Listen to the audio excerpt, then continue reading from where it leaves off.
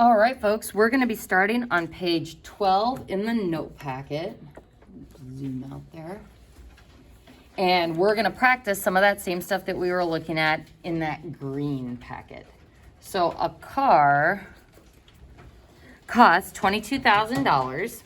After a down payment of $2,000, the balance will be paid off in 36 equal monthly payments with interest of 6% per year on the unpaid balance.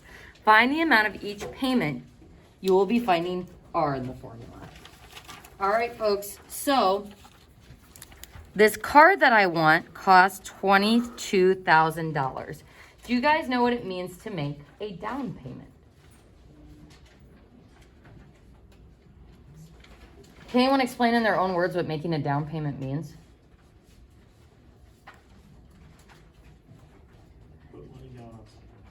Yeah, you put money down on something. You put it down up front. So it's money that you have that you can put straight towards the principal or straight towards the cost of something. So we make a down payment of $2,000. So what this means is if the car costs $22,000, what I'm actually going to be taking the loan out for is going to be $22,000 minus $2,000. So $2,000 minus this.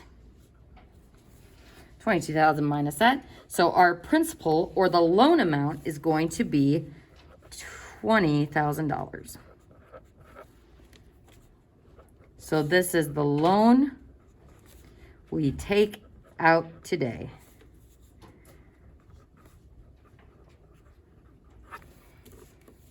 So the loan we take out today. So down payments are applicable to houses and stuff as well. Typically, you don't have down payments for school loans, but down payments means you have some of the money up front, and this is good because that means we don't have to borrow this $2,000. So if we can keep our principal a little bit lower, that means we'll be paying less interest. So we know that we're going to be looking for our monthly payments. We're looking for R. So that means when we're dealing with loans, we're going to be using this right formula from our formula sheet. We're making regular payments to pay off over time a present day loan amount. So writing down that formula, we've got R equals, there we go. R equals, our P amount is going to be the $20,000. We'll see if I can squeeze this formula in here so we can see both at the same time. So our P is the $20,000, then times the rate, 0.06, over M. What is our M for this one? How often are we making those payments? Monthly. So M is 12. So take 0.06 and divide it by 12. All right, so that's our PI part of the formula. Moving on down to the denominator, we've got 1 minus 1 plus R over M, which is 0.06 over 12, once again, raised to the negative N. And N, again, is number of payments, 12, so there's always kind of that symmetry here, 12 and 12, and then times the number of years. Ugh. Now this one's kind of nasty because it says the balance will be paid off in 36 equal monthly payments. So we are given that our time is 36 months. What's the problem with that? It's got to be in years. So anytime you are given time not in years, you got to make it years. So our time is 3 years. So times 3.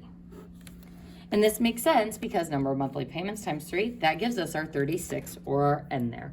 All right, folks, let's go ahead and calculator it up. And again, folks, I recommend doing this in multiple steps, but you could put this whole thing in on your calculator. So if you are curious about that, we can do parentheses around the top, 20,000 times 0.06 divided by 12. Closing off my parentheses around the top, then divided by parentheses on the bottom, 1 minus another parenthesis, 1 plus 0.06 divided by 12. Close off that parentheses, raised to the negative 12 times 3. Close off the parentheses for the denominator. And in one fell swoop, we see that our regular monthly payments will be $608.40. How much? 44 cents. So always be careful with that rounding.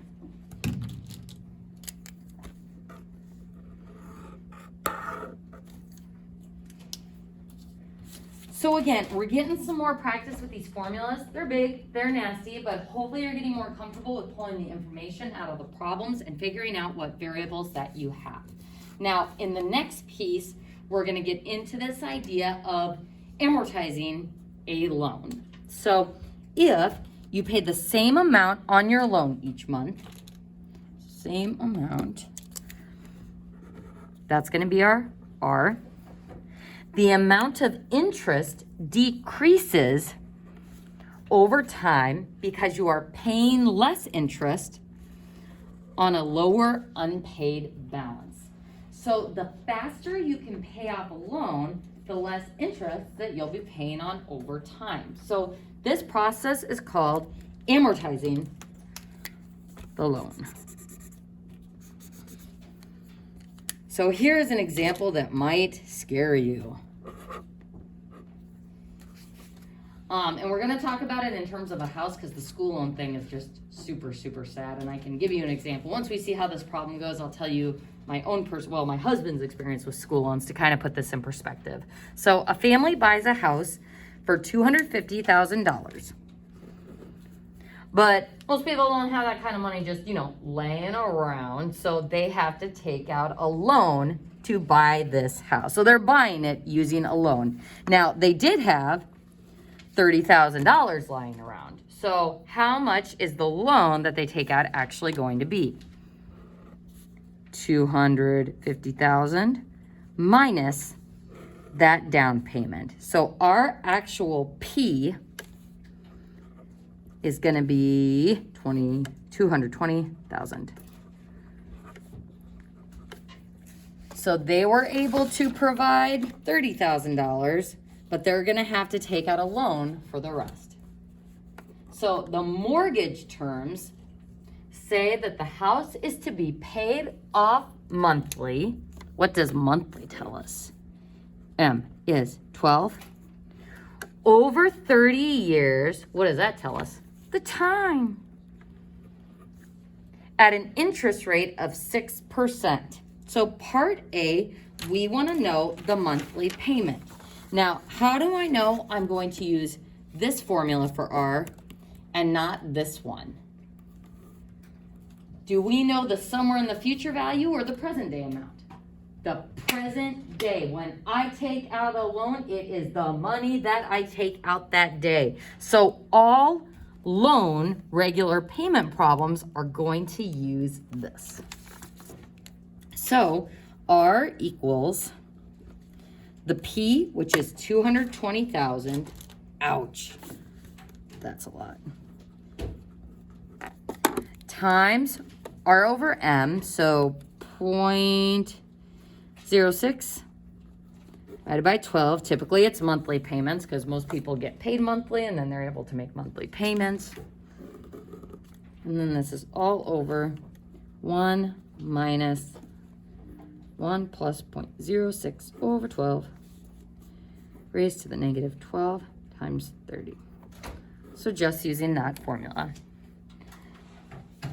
All right, folks, so we're buying this $250,000 house. We put $30,000 down, and our monthly payment is going to be, drum roll, go ahead and type it in on your calculator. You can either do it top, bottom, top divided by bottom, or you can try typing the whole thing in on your calculator, but you really got to watch those parentheses.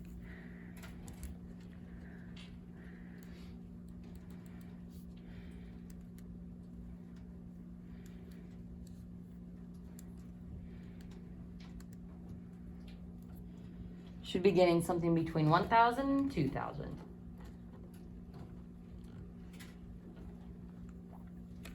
Anybody? What are we getting? 1,000. $319.01. So what did we just find? The monthly payment. Bless you.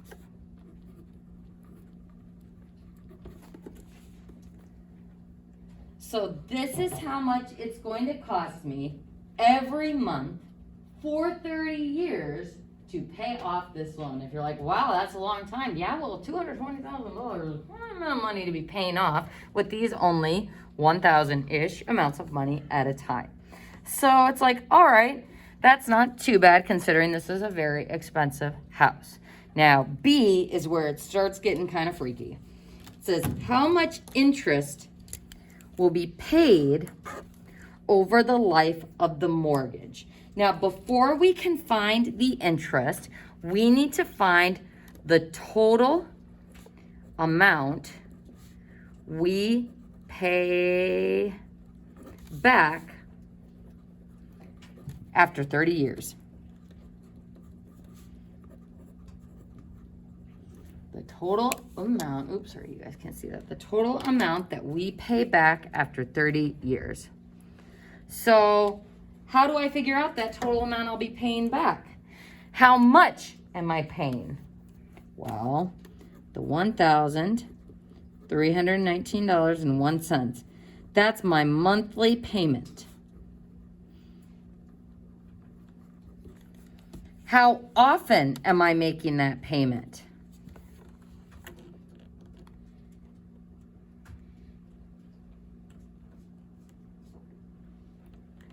$12 times a year. So times per year. What else are we going to need to multiply this by? The 30 years.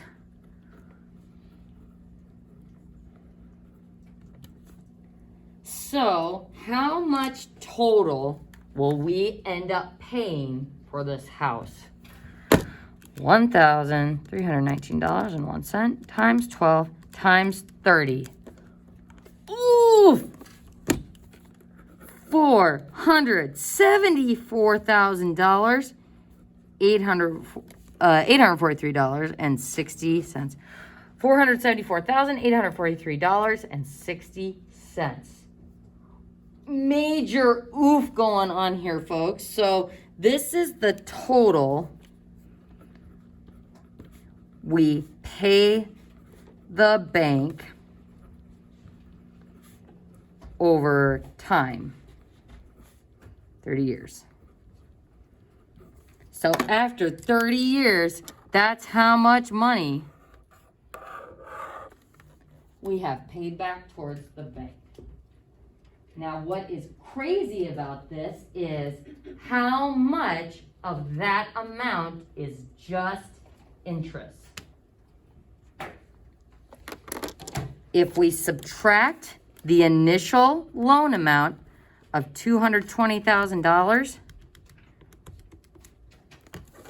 look at what the interest is. Why is this so upsetting?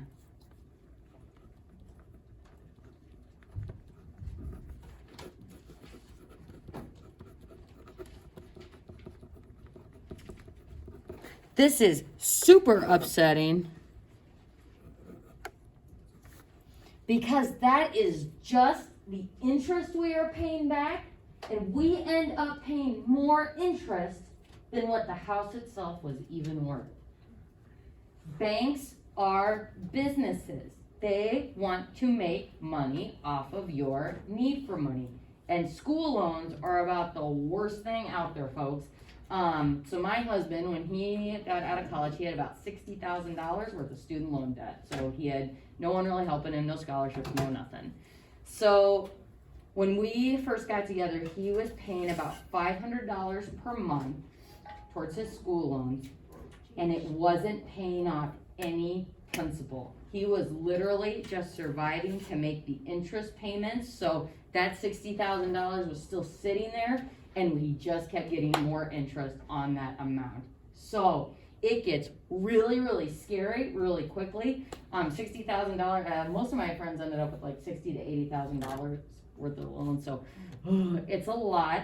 And again, these companies that are like, sure, we'll give you money to pay for your education, or sure, you can afford this credit card, they are trying to make money off of you guys. And it's a pretty savvy little business, as you can plainly see. But most of us can't afford to pay for college straight up out front, which is why it's easy to fall into these traps. So my husband said when I asked him about this, like, oh my gosh, like $60,000. He's like, yeah, but I probably didn't need to take out as much as they said I could take out. So we don't live in a house yet. We're like getting pre-approved and all that kind of stuff. We're still trying to find something that suits us. But I think they said we can afford like $300,000 or $350,000 house. And we're like, ha ha ha, sure, you guys say we can afford that, but it's really gonna end up biting us in the butt over time. So again, when banks say, you can afford this, you want this credit card, oh yeah, for your first year of college, here, we'll give you $15,000.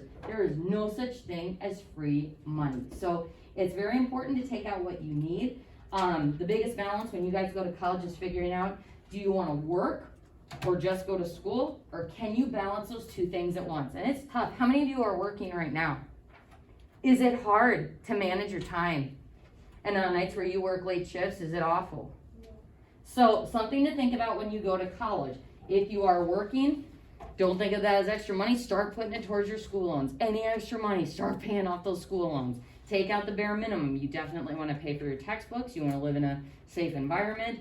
You want to be able to, eat and do all that kind of stuff. But like people who just blow a bunch of money their first couple of years, it adds up really quickly. So this problem is kind of scary, but kind of a little eye-opener. I think...